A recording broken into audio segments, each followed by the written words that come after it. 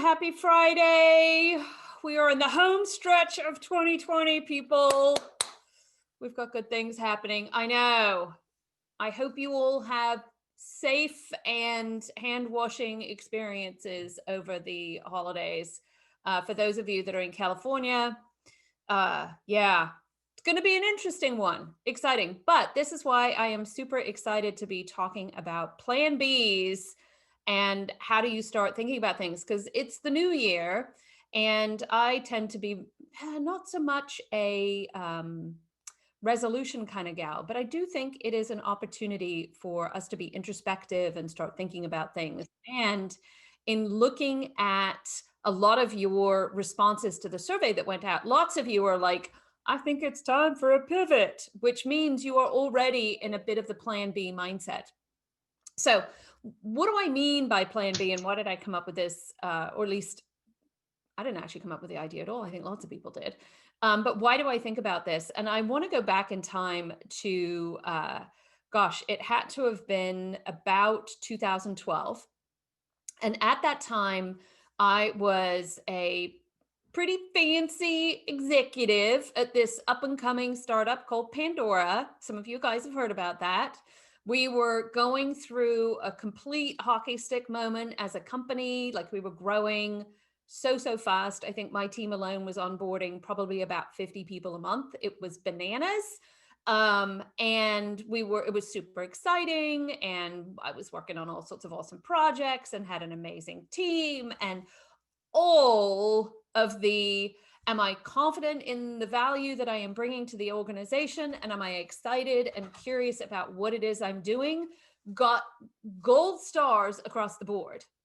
On top of that, I had been invited to this think tank meets squad of other high profile executive tech-enabled women in the Bay Area to meet on a monthly basis and talk about not only how we could support each other, but who is it we wanted to be as leaders and what it was like at the time. And I will note that this was pre-Lean In and pre-Me Too, how to be a woman in technology in the working world. And I will never forget one of the very first sessions. We had a coach come in to talk about drawing one of those, like, what color is your rainbow parachute, whatever it is, map. And they were talking about your different characteristics and all of this sort of stuff. And we were paired out. And I was paired off with this amazing woman called Mona Sabay, who I had no idea who she was. We didn't know each other at all. And we were talking about this idea of, well, who is it we wanted to be, and what stories did we want people to know about each other? And at the time, as you heard, like, I had a really great story about being an ad technology executive. I was successful within my company. I was known within the industry. I spoke on lots of panels, all of the things. And I was like, things are really great. And she looked at me, and I was 40 something at the time. And she leaned across and she put her hand on my knee and she said, Joanna, they are not going to let you run ad operations at Pandora when you're 50. So you need to figure out who the fill in the expletive you want to fill in the word, who you want that person to be, because that person is going to take a little longer to build. So you need to figure out a plan B today so that by the time you're 50, it can be your plan A. And I remember kind of looking at her going, oh, holy crap. Like, are you serious? And I thought about it for a second. I was like, you know what? You're absolutely right. And the reality is I didn't want to be, I knew I didn't want to be the VP of ad operations at Pandora when I was 50 either. And so who was that person and who did she want to be was the question that planted the seed in my head. And then, as you all know today, I am not an executive at Pandora anymore. I am doing some completely different, and so different that I don't think on that day I could have predicted where I would land. And so just, take this as I have leaned over and put my hand on your knee and raise your age up to whatever your next decade is. And I'm going to say, hey, you, by the time you are fill in your decade of choice, who is that person going to be? And how do you not need to start thinking about her or him? Because that's the person we're building towards. And that is, like, if you think about like what we're all trying to do, that is actually what we're all trying to do in our careers. And often we let that plan B conversation happen after we've gotten fired, or we've had to quit a job, or we've come to the end of a chapter. And what I want you to start doing is looking at your chapters and saying, look, I might be on the beginning of this chapter, but maybe it's also smart of me to think about what is the next chapter.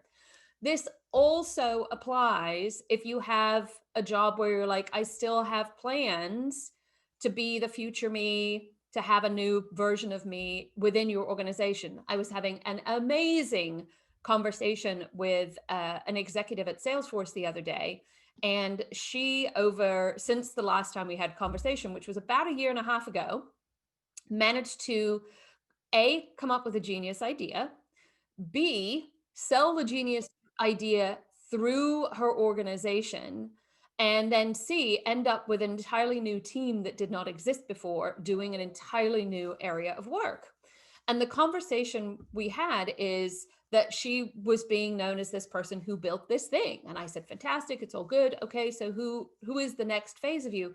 And the conversation we had was the version of her that was next, because the choices she got to make was, did she want to continue being known kind of as an inventor, or did she want to teach her methodology and her way of thinking, which is really unique to her and how she approached all of the steps of implementing this new idea? Did she want to teach it to a couple of the people on her team and actually be known for somebody who, for lack of a better term, manufactures inventors within her organization? And they're two very different journeys, two very different paths, two really impactful areas of work, but really needed some focus. And not that she couldn't do a little, she would be expected to do a little bit of both, but where did she want to head? And one of the things that we keep coming back to is, you can say, I want all of it, but you all know that if you message a little bit of the same thing across the board, you start to, like, if you put every ingredient in your cake, the cake starts to taste gross. It's actually about the little ingredients and the little pieces in there that makes things taste awesome. So with all of that, we're having a slight format change today because you all know I like to experiment on here. So you all were like, plan B, I'm in. I want to talk about this too. So I want to hear about what you're thinking about with your plan Bs. What are your plan B ideas? Where are you painting pictures that aren't quite sorted out yet, that you have ideas around? Who has some time to share today? All right. I am now going to get, because I can't see all your faces, I'm going to get mean for a second. Tracy, I'm going to hold, you are now off the hook on this one. But for the rest of you guys, how many of you are like, I really struggle with confidence? Honestly. Yeah.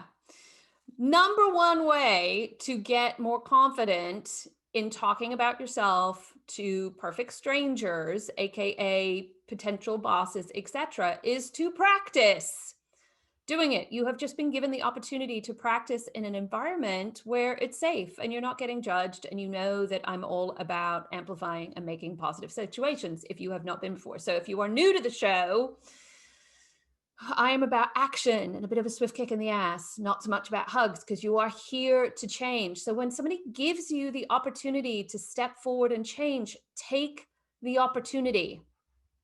You might not get chosen, which is fine. And yes, I do take the opportunity to do that. But if you don't put your hand up we can't see you and we can't choose you. And so there's multiple wins in volunteering in situations like this. One, you get an opportunity to practice and specifically practice with an expert. Two, it will help you increase your confidence. And three, it makes you known and people know that you are awesome. Because how many of you have volunteered on past shows and gotten to hear amazing stuff about yourself and get great feedback from other audience members? Yeah, every single one of you. So if you're watching on the YouTube show or you're watching live, don't do this again. Okay, so Tracy, because you snuck your hand up there eventually, and I will give you all an opportunity again. Tracy, oh my gosh. brag about yourself and your awesome plan B that you have in your head that is not quite my awesome plan B is, and I'm not going to do this right, Joanna, so feel free to correct everything. Right.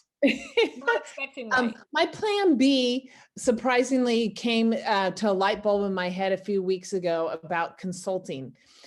Interestingly enough, my path has been always working for large companies in a marketing role.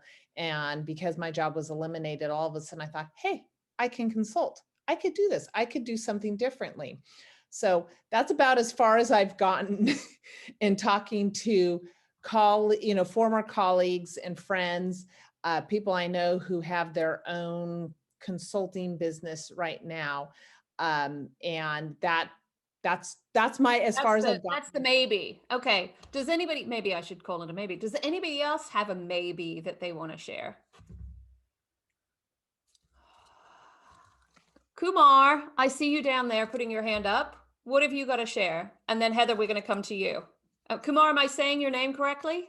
Correctly, and thanks for picking me. And I just want to say hi to you. And I got introduced to you by Wendy Hogan back in Singapore. So yes, we have exchanged emails. I don't want to take much time, but I just wanted to say hi. Yes, so I have plan Bs and Cs that are very far out, right? So it's very foggy. So you gave an opportunity to clear the fog and like, what is it actually? So there's a couple of things. I think thanks to Tracy for going first. Yes, consulting is one thing, right? So one thing that resonated with me is like those foggy things don't come to light until like we have been pushed to that point, as in somebody else is making the decision. Hey, there's some organizational changes happening. Are you okay to do this? Take on this new role, or there may not be any role, right? And then we are like scrambling to see what's my plan B does look like, or plan C. So from that point, obviously for me, it's always this consulting is one thing, right? So consulting because 22 years of professional experience in managing and technology and engineering teams and product. Yes, I could go and consult for large enterprises with that, that broad experience that I have. But again, that's the first thing a lot of people have jumped into, I've seen. So that what's your, well, I want to know what's your plan B? Like, what is the foggy for you? Yes, and that's what I'm always thinking. Is it because I have it as a plan B because everybody has it? So that's the validation question I ask myself, right? The other thing is, which is my wheelhouse, is going and running another team in another company, right? So that's engineering team, technology team, running, taking on a position as an engineering or a technology leader in another company. So because that's my wheelhouse, and that always keeps me safe and saying, yes, I know I've done it in the past, I've been successful, so I'm confident that I'll be able to do it again. Awesome. This is then the show for you. How many of you, just out of curiosity, are like, I'm like Kumar, I have like 3 or 4 and I can't figure out which one is the right one? A couple of folks. We're going to have stuff to talk about. Heather, what's your plan B? So my plan B is I have coached for a number of years, kind of on the quiet, unpaid, and I really want to set up my own coaching business and be paid for it, more importantly. But that will run alongside me being a non-executive director. So I'm a professional engineer by trade, and I still love it. I still have to be in that environment, but I'd like it to be something that kind of moves between the two. Only because you all know I can't help myself.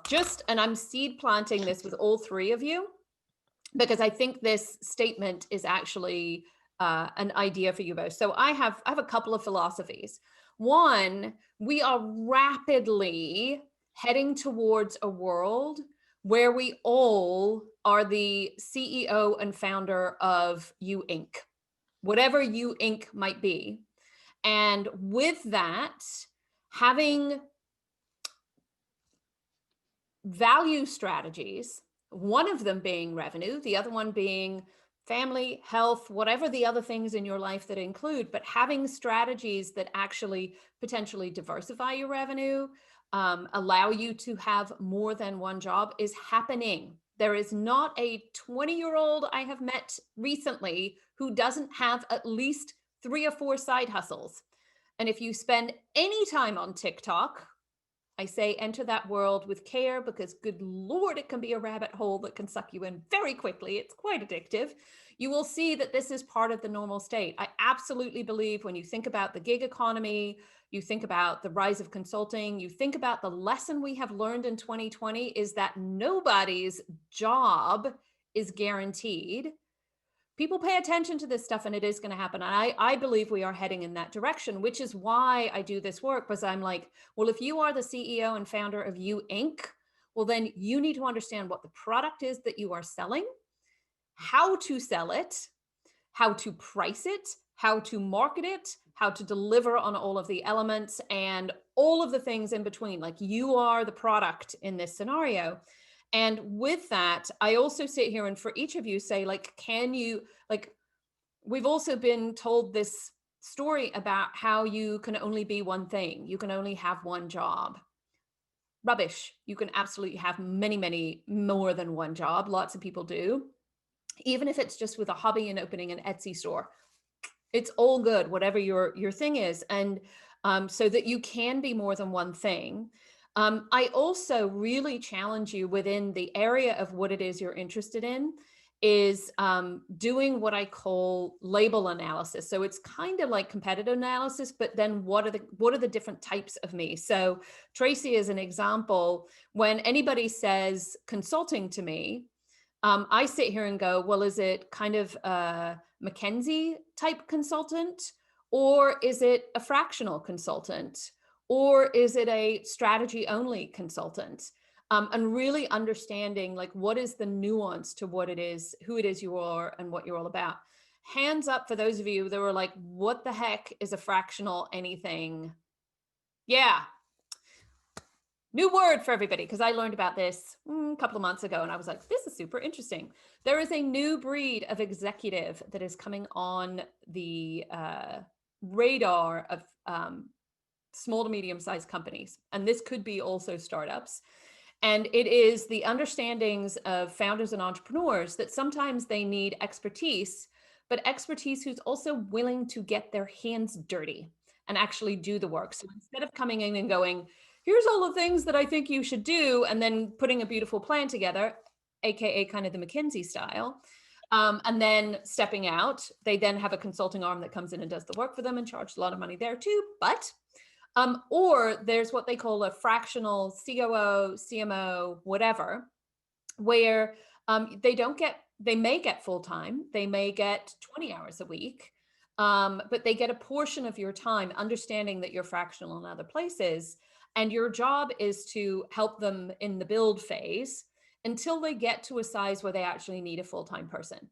And then usually the choice is either, yeah, I actually now want to become your full-time person, or I'm going to help you recruit who the full-time person is to replace me, because I like this. I like the flexibility and the fun of fractional work. So there's a whole nomenclature in the future of work that is really beginning to shift around labels. And so be really thoughtful in your own industry about what people are calling things. And if you see people doing slightly different jobs, thinking about that. So little pro tip there. So this then comes to the question, we've had a couple of people go, okay, so what does that look like? And I do have, actually had this delightful conversation with my nephew this week, who is 20, and because of COVID is all like, I don't know what I want to do and I need a guarantee. And I was like, oh, I'm sorry, buddy, there are no guarantees. But I'm going to take you through the same exercise I did with him, and I do with nearly all of my executive clients, on this whole idea of how do you start thinking about what a plan B could look like. And so we are going to, and I'm going to share my screen here, flip over to the worksheet that Kelly shared in the chat earlier today.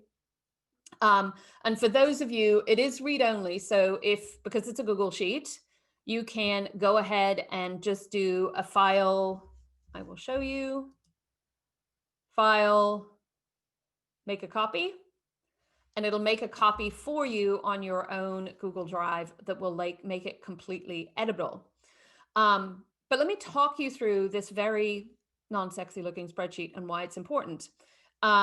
Because I have been using this document or something like it to help me make really complicated, multidimensional, strategic decisions about the future for years, because that's the decision you're making. So the first question, as we're looking at this, is, well, if you want to have a plan B, if you want to do something in the future, then what could it be? So it's having a little, like Kumar did earlier, a bit of a, well, it could be this, it could be that, and all of that sort of stuff. Then you back up and say, well, if you are the CEO and founder of Future You Inc., well, then what could the product be and what could it look like? And the reality for all of us is that that product is multidimensional. And I'm going to talk you through what I think are the categories of product definition for human beings in the workplace. So the first one is what I call the Future You criteria. And where do you want to learn and change? Because if you've hung around me at all, you know that I believe quite strongly that we are our best in work when we are both confident about our value and our contribution to an organization, and we're excited and curious about what it is we're going to do. And so thinking about what is your Future You criteria, where do you want to learn and change? Like, what is the exciting and curious to you? What are the elements that you would look for here? And yes, I do have an example that I'm going to walk you through in just a second, but I want to walk you through the sheet first. Second of all is what I call present you criteria. What are the non-negotiables for you that need to be in place? And if they're not, things are not going to be good. So as an example, excuse me, I have a client who is mid-experience with me, who is actually taking a little break because she is having a baby. Excuse me. And for those of you who have not had a small person, having a small person kind of sucks up all of your time. And so she needed an environment where she could focus on having her small person. Dramatic example, but it does there. Present you criteria for me as an example for a very long time was, am I living in a place that is within 30 to 45 minutes of a major international airport? And am I living within 30 to 45 minutes of a marina, which is kind of a weird one, right? So these are the non-negotiables. Then you come back to, while this is a very selfish exercise, I also know that every single person I meet through this, and I have no doubt that this is true about you, is that when you do work, you want to have impact. So how is it you want to have impact? Is it, say, for instance, you want to be known for developing hidden talent? Or do you want to be known for a particular style of engineering? Or do you want to be known for something completely new and you need to figure out what that is? Those can be all sorts of different areas. Then you move down to confident you. So where are you awesome? Where are you already known? Where, if you show up, you would walk in with confidence? Because as you know, whatever it is you're going to do, you need to have confidence there. And then last but not least, I also add what I call just for you criteria. And these can be whatever you want them to be. So as an example, my current just for you criteria is, does my life include sequins? It's completely ridiculous. And yet, as you can see, my life includes sequins. I have manifested this version of the Future You because I chose to do so. Could I go work for Ernst & Young as an example, dressed like this? Maybe. But I will tell you, I had a meeting with a senior partner the other day at Ernst & Young where I was wearing my slightly more professional sequined outfit. And it was totally fine. And we actually had a really hilarious conversation about the whole thing. So those are the first 5 criteria that I tell people, to everybody, to start thinking through. I've given you 5 or 6 categories that you can add in there. You can do as many as you want or as few as you want. The more information you put in here, the more helpful the data is. So then I went back and I say, okay, now you understand the individual categories.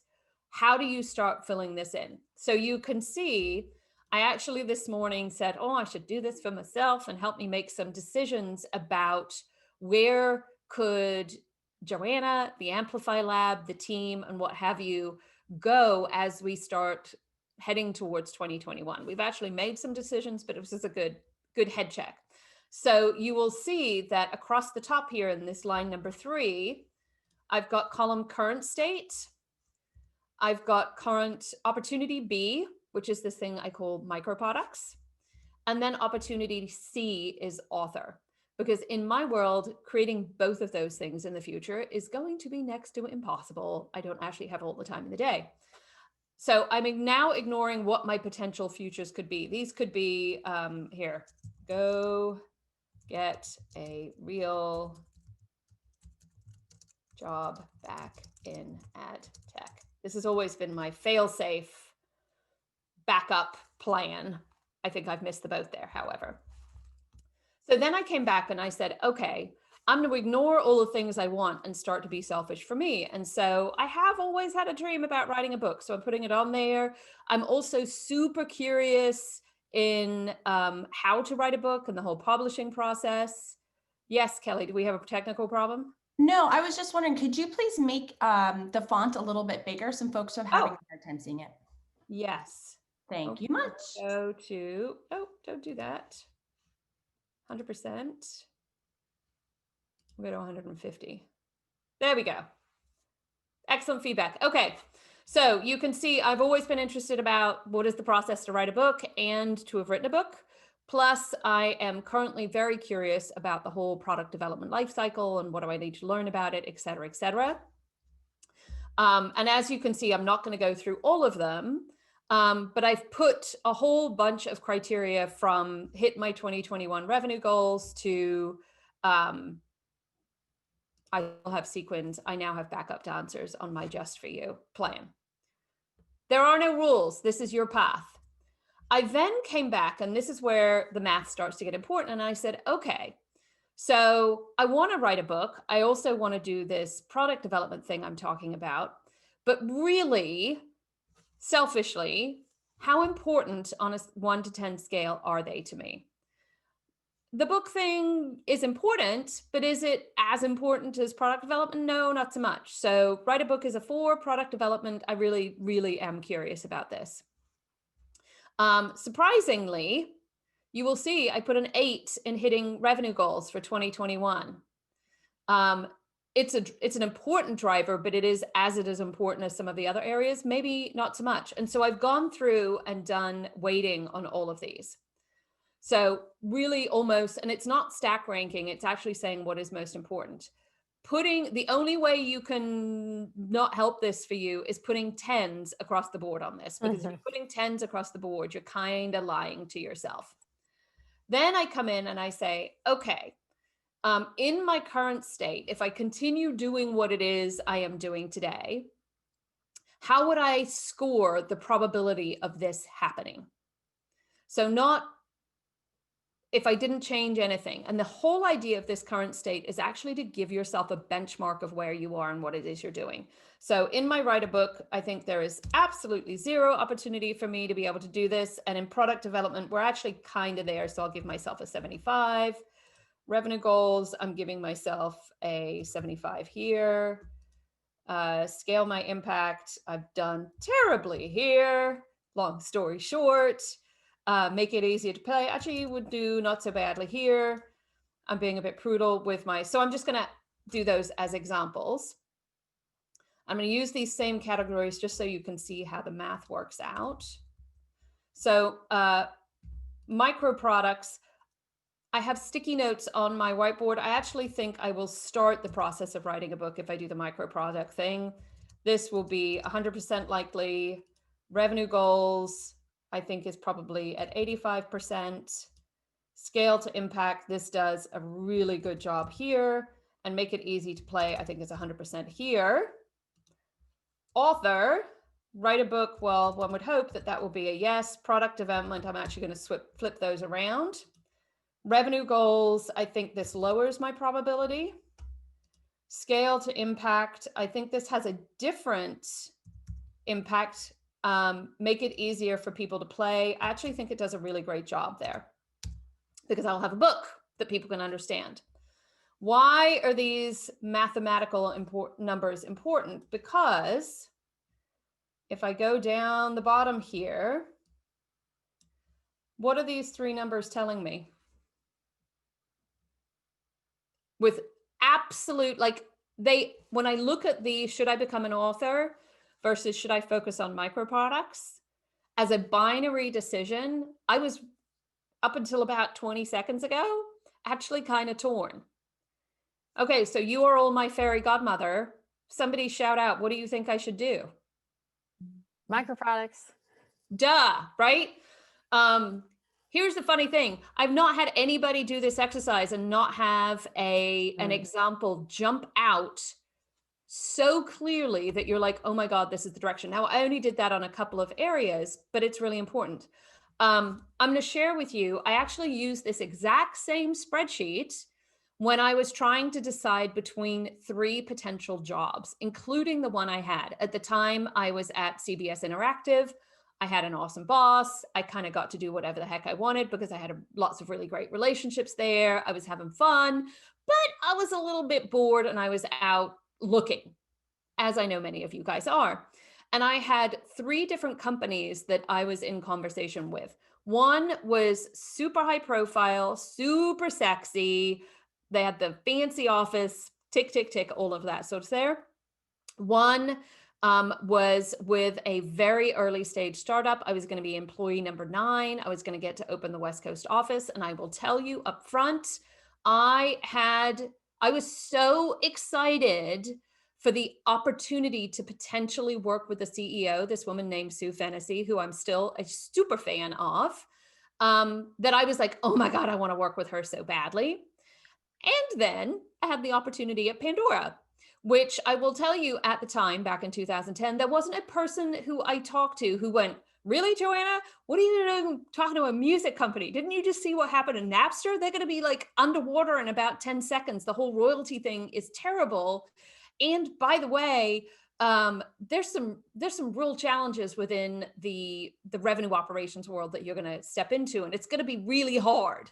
I did not get a lot of love for the Pandora job, but I was like, I hear all of this. Let me put all of my criteria down. And I had all sorts of crazy things on my just for you list and what was important to me. And it also allowed me, because all of the comp plans for them were different from what was my base pay and what were my stock option. And in one of them, I was going to get a bazillion stock options, but they were worth practically nothing. And in another scenario, they actually were about a year out from going public, and I was going to get less stock options, but they were technically worth more. And it was about predicting the future. I went through that exercise, and you all know the end of that story is Pandora won by a significant portion, which made the decision, which is so emotional and really hard, very easy for me to go, this is what I want to do and why. Here's the magic thing. I've been using this format to help me decide how to buy a house, which house to buy. You can all the way go through to what do I want for dinner? It's a construct that allows us to make what are actually really emotional decisions in a very simple way. And so nobody else needs to see this document, but being truthful to yourself and what it is you want allows you to start saying, oh, hang on, that fogginess, The idea here is actually starting to coalesce into something. Now, the same thing for those of you that are on a pivot path, you can put the different pivots across the top. It's certainly what my nephew did when he and I went through to do this exercise. And you'll find that one pivot will probably map to more of what you want for your future than you want. Now, I will caveat this with the, you can break the rules any damn time you want, and you can change your mind any damn time you want. But what I know what is true about every single one of you, without a doubt, is that when you set your mind to something, it happens. And it's in the process of setting your mind to something that you can actually start focusing it. And when you can focus it, you can start figuring out how to tell other people about it. And it's in the telling other people about it and them caring about it that you can start to manifest the future you, which is why I think this first step of like, what is it you want and what is your goal is super, super important. So how many of you are going to fill the spreadsheet in over the weekend? Commit to doing it. Okay, what are you committing? Can you share like a couple of your headers now that you've seen that exercise? What are you choosing between? I'm totally curious. Well, I had a bit of a eureka earlier in the hour, which was, so I'm at a different, kind of a different place than some of the folks here. I'm in the last, I would say I have probably 15 more years, if I keep my health, of a really productive work life. I'm 71. Good health, etc. Do I want to be working past 85? Doubt it, but I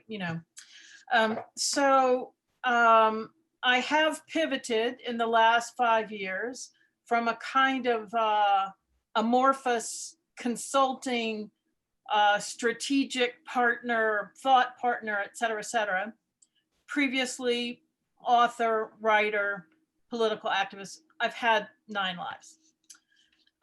So I pivoted and explored coaching, as I thought, this is the lingo everybody's using. I think I've been a coach for a long time. It's professionalized. It sounds so stupid. I'm going to investigate. And of course, it's a great platform for me now to work with people.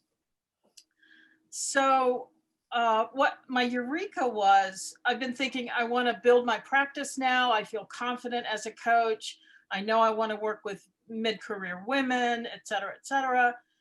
How do I build my practice? I was thinking in those terms. And then suddenly, as you were talking, fairy godmother,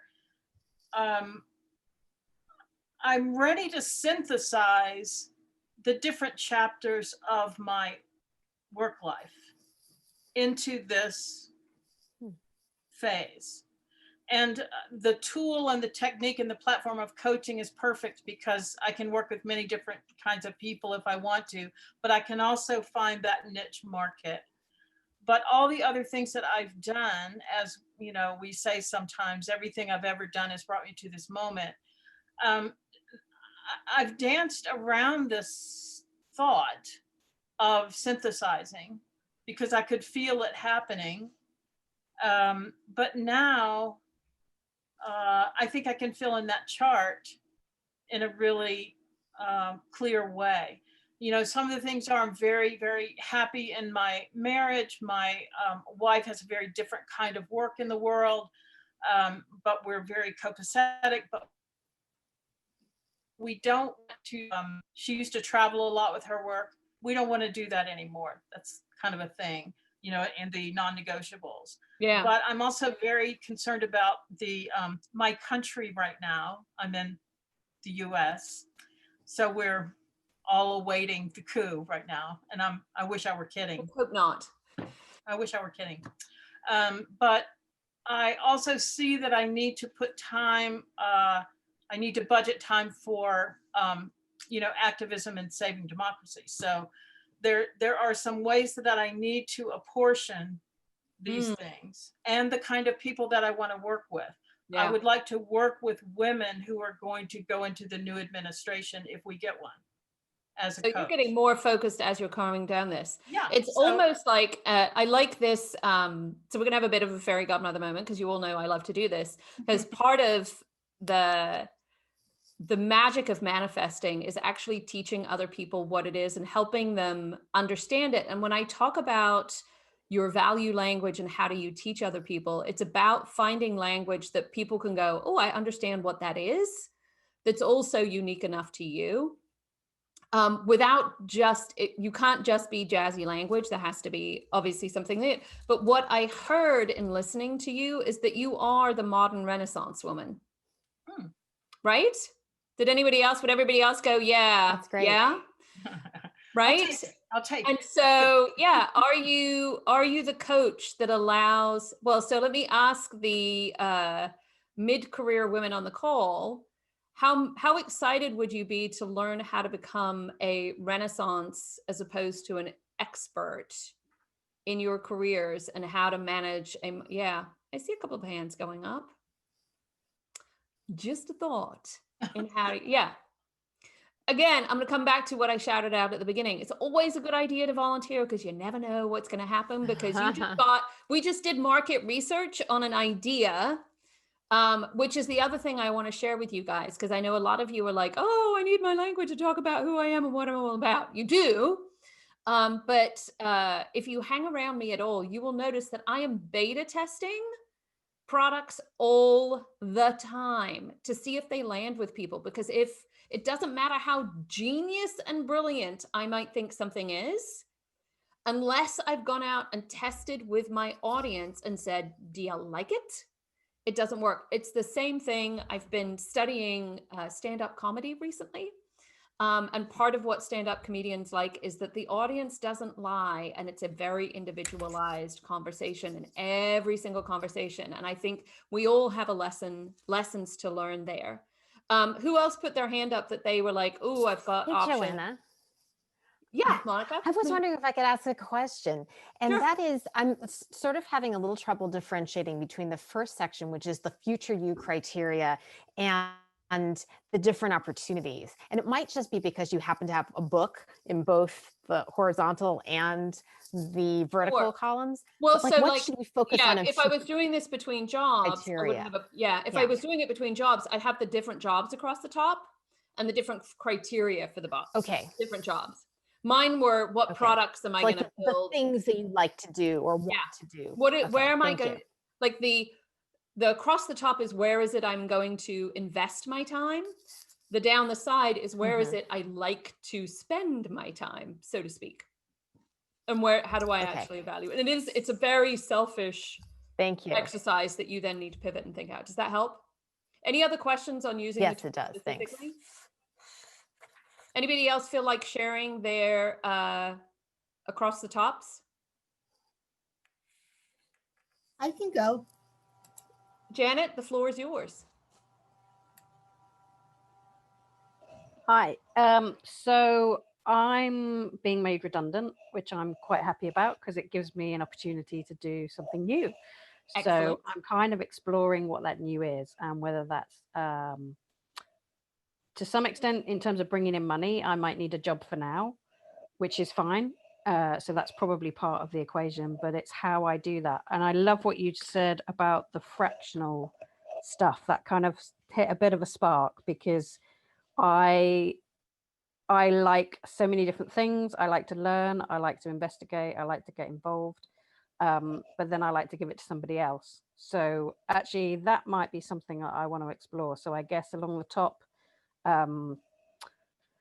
there's so many different courses I've signed up to do as well. So I think I'm going to sit down and kind of work out which are the ones that I'm going to prioritize through that, and which one are going to kind of take me in the direction of my next step.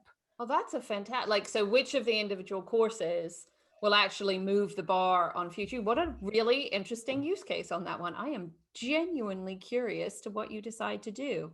So again, perfect example of using this matrix to really think through what it is you want to do and where it is you want to go. And, I would be kicking myself if I didn't talk about this. Like, yes, use the spreadsheet. We're actually figuring out how to make it really accessible to everybody, because I think this first question of like, well, what could plan B is really the first question. And when I think about when people spend one-on-one time with me, and I know a couple of you guys have, like, one of the first questions I always ask is, okay, Cinderella, what's your ball? Where are we going? And often people really struggle with that because A, they want to maximize their time with me, and then B, what could that be is often a really hard question. And the clearer you are about the ball, the more I can be a fairy godmother and go, okay, here are the things that we can add to Juju to make it easier for other people to say yes to you.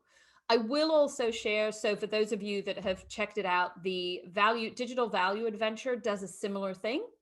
And also takes you down that path of helping you focus towards your goals. So the clearer in all of the programming we have, with the exception of this one, the clearer you are about who you are and what it is you want, the easier it is for us to help you on there. And as always, stay tuned, because as you saw, the micro product stuff is all in development. We will be launching lots of new ways to play and explore the future you coming in January. We're going to be hearing more about that.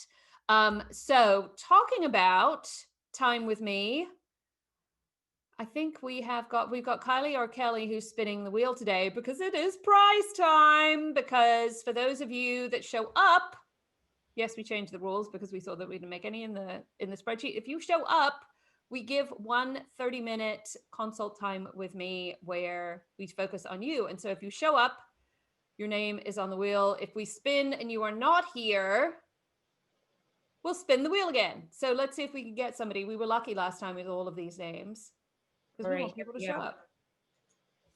Spin the wheel. Ooh, it is a little fuzzy today. Do we have?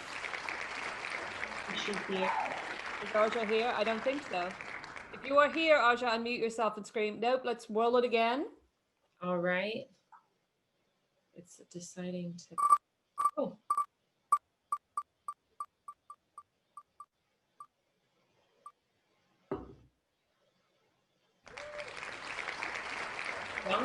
Dawn, I've seen you. I'm here. Bonus points for you. You're now stacking them up. Yeah, Dawn and I have a chat on Monday, right? Yes, I'm quite excited. Super fun. I'll be interested to see what hair color I get on Monday. So always for future shows, we are starting to add this in. Before I do my final wrap up, I want to open the floor one last time for any questions around Plan B, or if anybody is feeling brave and bold and wants to share their Plan B, we are all ears. Go, Peggy. So I just thought about this like 2 seconds ago, and so I have all these like sort of like creative side hustle type of things that I always want to do, and I'm always feeling like there's not enough time. So it just occurred to me that I could use your spreadsheet and do like which side hustle should I focus on, whether it is voice acting, writing, blogging, or comedy. So I'm going to fill out the spreadsheet this weekend. Awesome. Love to hear it. And I think just as a seed plant for those of you who are like, me too, is, and you'll notice I put in there the just for you things.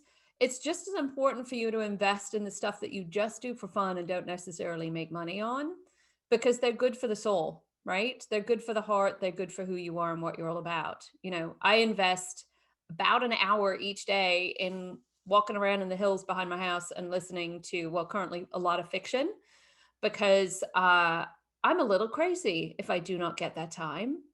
And while generally not a terrible person, I'm not an awesome boss when I'm a little crazy. So it's good healthy time for everybody, right? Who else has anything that they want to share or question before we go? Can I ask a question? Yeah. How would you know if your side hustle or hobby can generate an income? Do you just go out and market test? Yeah, beta test, like any product. Okay. Like, yeah, the step one in the, what is it? Mm-hmm. And then step two, before you actually start doing it, just go out and market. I'm a big fan of the phrase, I'm experimenting with the idea too. Because if you're experimenting, it doesn't matter if you do anything or not. I actually think by sharing people that you're experimenting with something, it actually helps people understand that you are looking forward at future opportunities. So yeah, the word I'm experimenting to, or I'd love to beta test an idea with you. What do you think of this? Would you spend money on this? What would you pay for this is one of my very favorite questions. I think I've asked Kylie at least 1,000 times a month that question. I'm like, what would you pay for this? And people will feel very uncomfortable if you ask them, but I'll tell you, if they don't know how to answer the question, the answer is they won't pay for it, right? Makes sense. So what they tell you is what they really mean. So and just because they say they won't pay for it doesn't mean that a version of it doesn't exist. And that's why I also go out and say beta test, because the other question, and you guys have all heard me talk about this, that I am a big fan of, is not immediately asking, what do you think? But asking the question, what did you hear? Because when you ask somebody, what did you hear? You are finding out whether they understand it first before you start marketing. And it's when people understand, and I see so often this being one of the biggest, when somebody understands the value of something, they can then figure out how to market it. And that's when other people start talking about you in rooms that you're not in, and the magic starts to happen. Cool, thank you. You are more than welcome. I'm excited to get you out, goes out there. So last thing to share with you before I let you all go for your fabulous, and for those of you that are in the rest of the US lockdown world that we are all in a little bit. Step one, speak up, practice, build confidence in yourself, because it's in doing the thing that scares you that you get more confident. And while you have to hold both humility and self-promotion in the same hand, you can't have humility unless you have confidence first in who you are and what you're all about. Because once you figured out that, you can start exploring what is the potential of the future you. And it's that potential that people want to meet. It's the potential, it's the future you that is why people will engage with you. The question in all of our heads is, what is the opportunity for future shenanigans? And how can we do that? Whether it's an individual, a team, an organization, doesn't matter. And then once you've actually articulated the potential for future shenanigans, how do you teach them to tell others? Because this world we're in, while certainly feels weird and isolated periodically, is actually a big team experience. And I want you to remember that as you go along. So have a wonderful weekend. Have fun exploring who the future you is and what you're all about. Feel free to email to hello@the Lab if you get stuck on your spreadsheet. You'd actually be doing us a favor, because we'll then know how to explain how to use it in the future. Your questions were awesome here today. We've got one more show before the end of the year, which is actually about kicking off 2021 in a big way. There are also new shows for 2021 already up. We are going to be having special guests starting in the new year. And I'm actually, for our very first guest in the new year, going to be talking about breaking the rules. I actually interviewed our guest, Shelby Scarborough, who just finished writing the amazing book, Civility Rules, about civility in the 21st century. And so she'll be on the show joining us, so that you have other perspectives and other points of view to learn in the plans for 2021. So thanks again for coming. You guys have an awesome weekend, and I look forward to meeting the future you. Take care, guys. Thank you. Ultimately, we're here to help you figure out how to teach other people who the future you is, so that you can be you in the future. Because the clearer you are about who you are, what you want, and teach other people why that's awesome, the more likely you get to be you. I know, it's a bit of a circle. I'm Joanna, your potentialist and fairy godmother, and I wish you the very best. Thanks for coming.